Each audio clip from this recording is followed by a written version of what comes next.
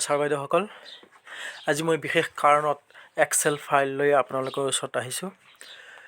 যোৱাকালি মোৰ অফিচিয়েল গ্ৰুপত এক্সেল ফাইল এখন শ্বেয়াৰ কৰিছিলোঁ। সেইখন এডিট কৰি আকৌ মোলৈ চেণ্ড কৰাবৰ কাৰণে মই অফিচিয়েলি অৰ্ডাৰ দিয়া হৈছিলে। কিন্তু বেছিভাগ শিক্ষকে, দুই এজনৰ বাহিৰে বেছিভাগ শিক্ষকে সেই এক্সেল ফাইলখন এডিট কৰিব পৰা নাই, বা এডিট কৰিলেও শ্বেয়াৰ কৰিব পৰা নাই।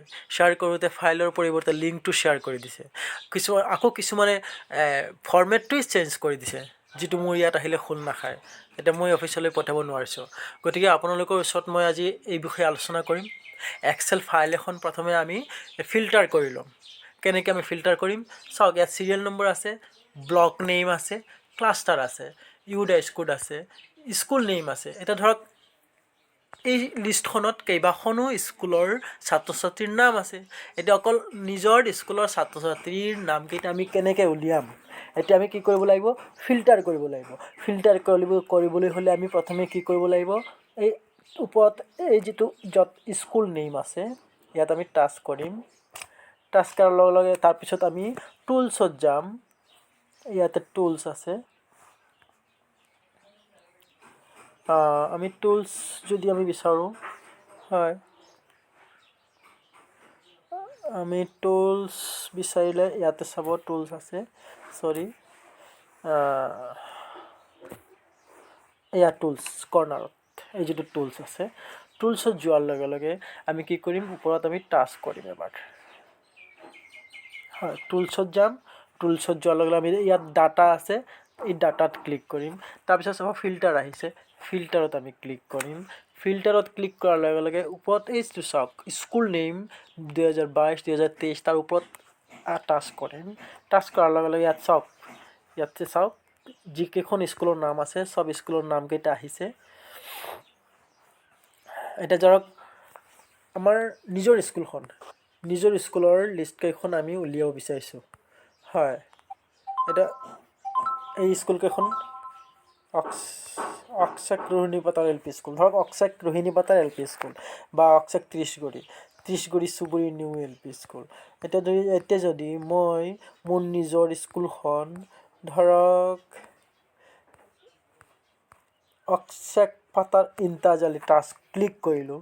ক্লিক কৰাৰ লগে লগে ফিল্টাৰ হৈ গ'ল। এতিয়া কি কৰিম? আমি ইয়াতে বেক কৰি দিম, অলপ বেক কৰি দিম। আমি বেক কৰি দিয়াৰ লগে লগে চাওক, অক্সেক পাটাৰ ইণ্টাজালি এল পি স্কুলৰ যিকেইটা ষ্টুডেণ্ট আছিল গোটেইকেইটা ইয়াত আহি গ'ল। এতিয়া আমি কি কৰিব লাগে? এডিট কৰিব লাগে।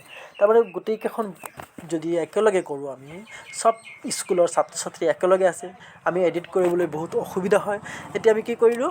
ফিল্টাৰ কৰিলোঁ। ফিল্টাৰ কৰাৰ লগে লগে নিজৰ বিদ্যালয়ৰ সেই ছাত্ৰ ছাত্ৰী কেইজনৰ নামে ইয়াত আছে। চাওক, অক্সেক পাটাৰ ইণ্টাজালি এল পি স্কুল, অকল স্কুল 1, 2, 3, 4, 5, 6, 7, 8, 9, 10, 11জন ল'ৰা ছোৱালী আছে। এতিয়া আমি কি কৰিম? অপশ্যন, ইয়াত অপশ্যনত যাম। ইয়াত অপশ্যন দিয়া আছিলে আউট অফ স্কুল চিলড্ৰেন হয় নে নহয়, বা নন ইউডাইচ স্কুলৰ হয় নে নহয়। যদি নন ইউডাইচ স্কুলৰ হয়, তেনেহ'লে আমি কি কৰিম? এডিট কৰিম। ইয়াত আমি টাচ কৰি দিলোঁ। দুবাৰ টাচ কৰাৰ লগে লগে ইয়াত আমি লিখিব পাৰিম যে নন ইউডাইচ স্কুল। তাৰপিছত আমি স্কুলৰ ডাইচ কোডটো বা স্কুলৰ নামটো আমি লিখি দিম, bright future, BRIGHT, bright future. ঠিক তেনেকৈ আৰু এজনৰ নামটো কি আছিলে চাই লওঁ আমি। ধৰক আৰু এজন ল'ৰা ছোৱালী, ছেকেণ্ডজন সুনিয়ম খানম। সুনিয়ম খানম বৰ্তমান ক'ত আছে? বোলে out of school children, out of school children, বছ লিখি দিলোঁ। হয়, ঠিক তেনেকৈ আমি এইটো এডিট কৰিম। এডিট কৰাৰ পিছত এই ফৰ্মেটখন আমি চেঞ্জ কৰিব নালাগে। আমি কি কৰিব লাগিব? ইয়াত আমি এতিয়া চেণ্ড কৰিম। চেণ্ড কৰাৰ আগত আমি কি কৰিব লাগিব? ইয়াত ওপৰত ডান লিখা আছে, ওপৰত চাওক, ডান কৰিম, ছেভ কৰিম। আমি ছেভ কৰি দিলোঁ। ছেভ কৰাৰ পিছত এতিয়া আমি ছেভ কৰিলোঁ। ছেভ কৰাৰ পিছত এতিয়া আমি শ্বেয়াৰ কৰিম। আমি শ্বেয়াৰ কেনেকৈ কৰিম চাই লওক। শ্বেয়াৰ কৰাৰ সময়ত আমি লক্ষ্য ৰাখিব লাগিব যাতে আমি লিংকটো পঠিয়াব নালাগে, শ্বেয়াৰ ফাইল কৰিব লাগে। আমি শ্বেয়াৰ কৰিছোঁ। শ্বেয়াৰ কৰাৰ লগে চাওক, ইয়াত ওপৰত জিমেইল আহিছে, হোৱাটছএপ আহিছে, শ্বেয়াৰ এজ লিংক। ওপৰত আছে share as link, Gmail, WhatsApp, Bluetooth, copy link নহয়। আমি কি কৰিম, তলত দিয়া আছে শ্বেয়াৰ এজ ফাইল। এইটো চাওক, share as file. Share as ফাইলত আমি ক্লিক কৰিলোঁ, ছেভ আহি গ'ল।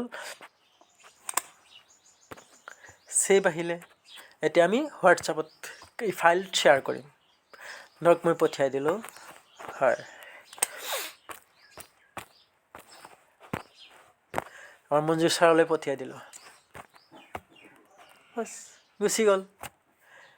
নিশ্চয় আপোনালোকে গম পাইছে, গতিকে আপোনালোকে ভালকৈ আকৌ এবাৰ শ্বেয়াৰ কৰক।